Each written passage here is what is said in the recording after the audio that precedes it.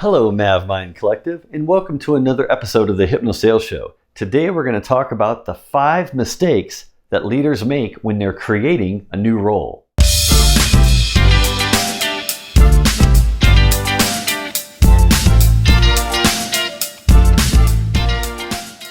So if you're a leader of a team in a corporation and you find yourself under pressure to grow the team, to create new roles in the team. Maybe you got people on your team that are overworked and you need to hire capacity, what's called capacity roles to help them scale.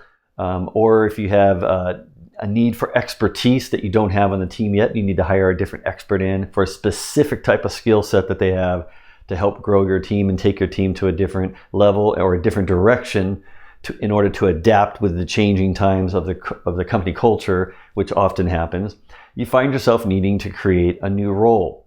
Now, sometimes if you're just expanding an existing role, you can use a previous job description, and you just ask someone to apply and you fill in that new role, that new requirement of the same type. But if you're having to create a new role that you don't have yet, where you have to create a whole job description, maybe build a business case, etc., there's actually like about 5 mistakes that I found that people make. And sometimes this is at a conscious level, often it's at the subconscious level. They're not even aware that they're making these mistakes. So again, because my channel is about the subconscious mind and about how we incorporate hypnosales and hypnosis and how we hypnotize each other by talking to each other's subconscious and using that subconscious motivation in order to make decisions and figure out what to do to be successful in a role, I figured I should at least share these mistakes, because oftentimes if you can understand the mistakes, then you can avoid these mistakes and actually become successful in all of the other aspects of hiring someone or creating a role that you probably already know about. Okay, so we're going to talk about these 5 today and just make sure that you have it in your arsenal, in your tool belt of the subconscious mind to understand how you can avoid these to become better at hiring better people and creating the right kind of roles on your team to be more effective and productive in the company culture. Okay, so the first one is what I call short-term versus long-term. So the first mistake people make is sometimes they create a role that they think they need, but they don't ask the key question: is this role going to be around 6 months from now? Is this role going to be, what's this role going to look like in 5 years? Because if you're going to create a role and invest company time and money and effort into hiring someone and kind of adding capacity and a new skill set, you got to make sure you're going to need that skill set for the long term, because people are going to be applying and you're going to hire them, and they're going to expect a career. They're going to expect a career path to follow. Like, where do I go? Where's my career path in this new role that's within the company? So if you're asking someone to come in and you're creating a whole new role, you need to make sure you find the right person that maybe can even suggest to you during your recruiting process what that path should be. So don't take it for granted that just because you need somebody now short term, that you may not need them long term. So always be asking yourself, what's this role look like a year from now, 5 years from now? 10 years from now, what does a career path look like for someone in this role? How is this team going to grow over time? How is this role going to integrate with all of the other roles on the team? So you really want to make sure you're not hiring someone for a short-term fix, right?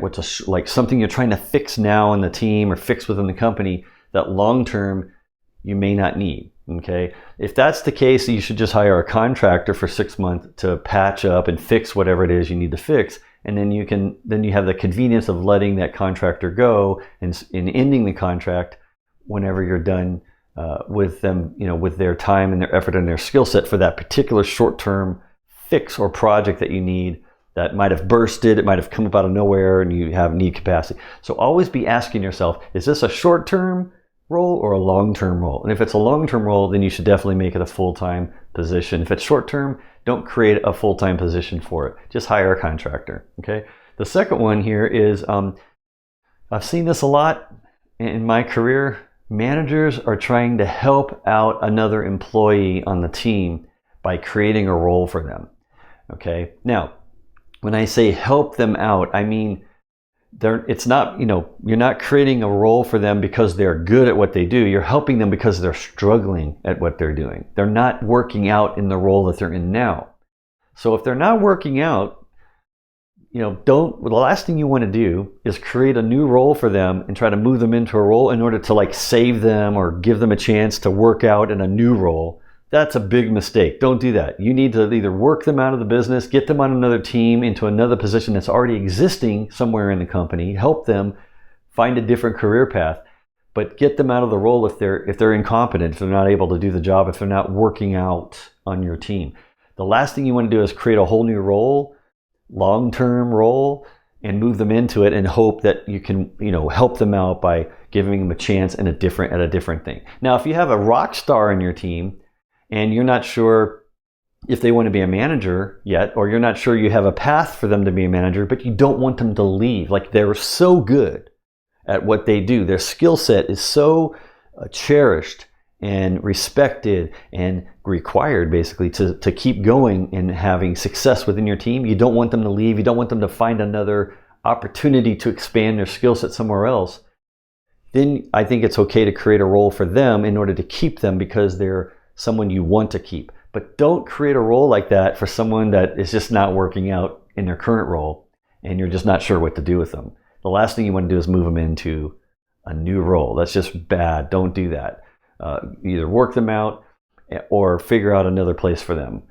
So don't, and if they're unhappy, if they're complaining all the time, I'm just unhappy in my job, I don't like my job, but don't create a new role and try to make them happy, because chances are if an employee is already unhappy in one role, guess what? They're going to be probably unhappy in the new role that you create. You're just going to have the same problem most of the time. So don't create roles to try to make people happy, unless it's someone you want to keep, someone that you have to keep, like they're critical to the success of the business because their skill set is so unique and so unicornish that you have to make sure they don't leave.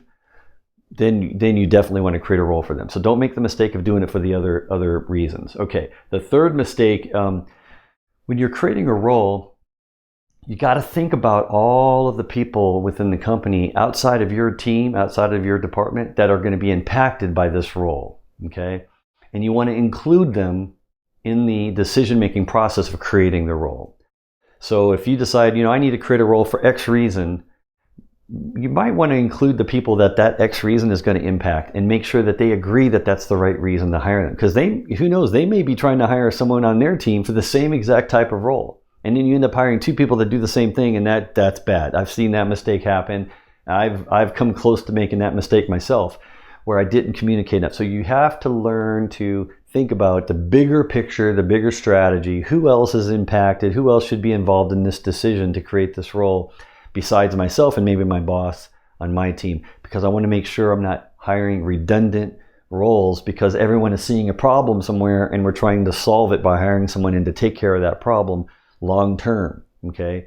So always communicate with everyone, figure out who you need to include, and avoid making the mistake of just being narrow-minded and only within your team.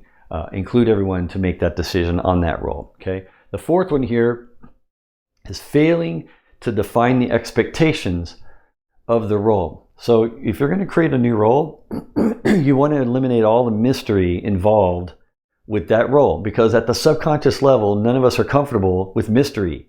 We're not comfortable with unknowns.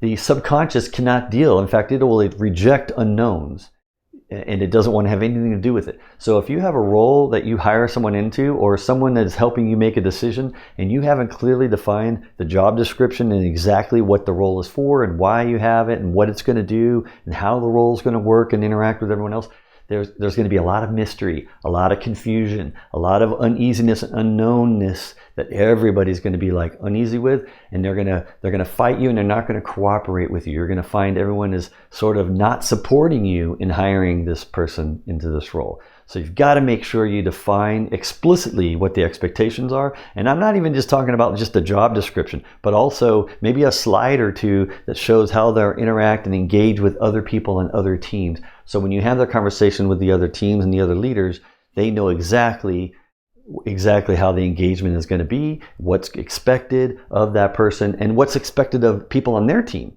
Because usually when you hire someone into a new role, they're going to interact with other people on other teams potentially. All right, it's not just your team, it might be other people. So you got to make sure everybody knows how that interaction is going to be and what is expected of them and their team.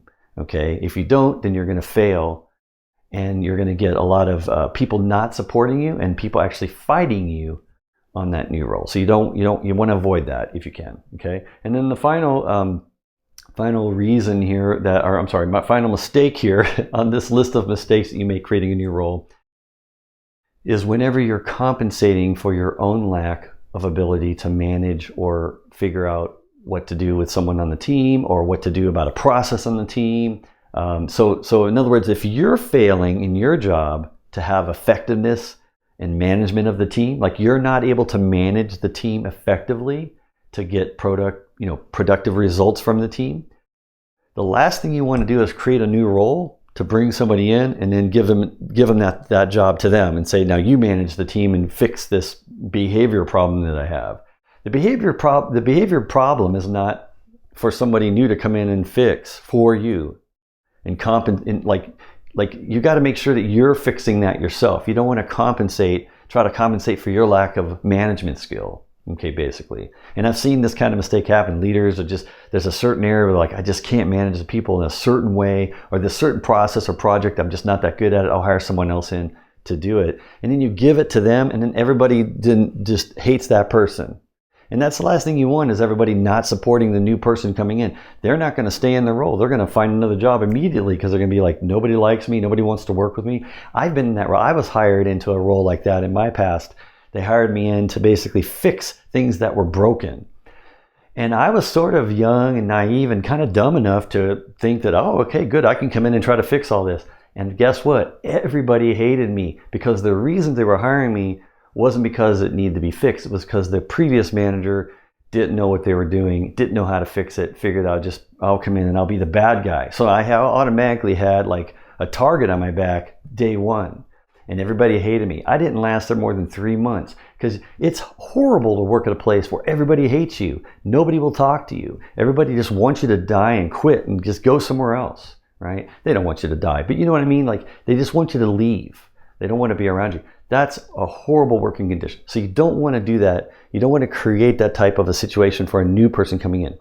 You want to create a role that everyone is accepting, everyone understands, there's no mystery about it, everyone's accepting and supporting of that role. They can't wait for that person to join because it's going to create capacity and skill set and more diversity on the team, etc. All these things that are positive.